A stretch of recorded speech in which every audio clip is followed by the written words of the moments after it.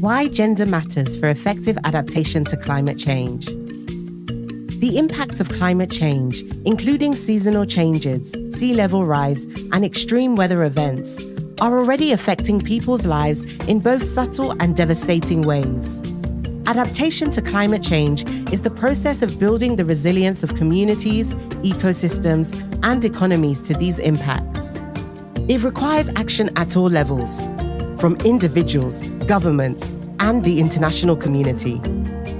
For adaptation to be effective, it's important to recognize that the impacts of climate change affect different people in different ways.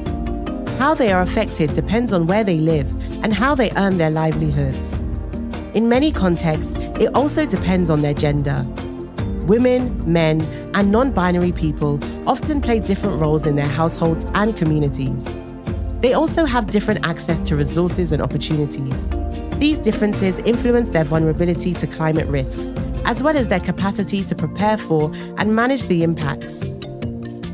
Women and non-binary people are often at a disadvantage as they face barriers in realizing their rights due to norms, traditions, and policies that perpetuate gender inequality.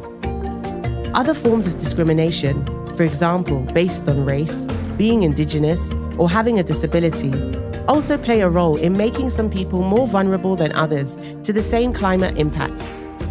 This means we can't look at gender in isolation. A gender-responsive approach is intersectional, recognizing that people have multiple identities that shape their experiences. A gender-responsive approach focuses on three things: who matters, who decides, and who benefits. The answer to the question of who matters is, of course, everyone. Everyone matters when it comes to managing the impacts of climate change. This means that investments in adaptation must be designed to meet different needs, taking into account people's gender and their social status. When it comes to who decides, we must consider who is typically excluded from planning and decision-making.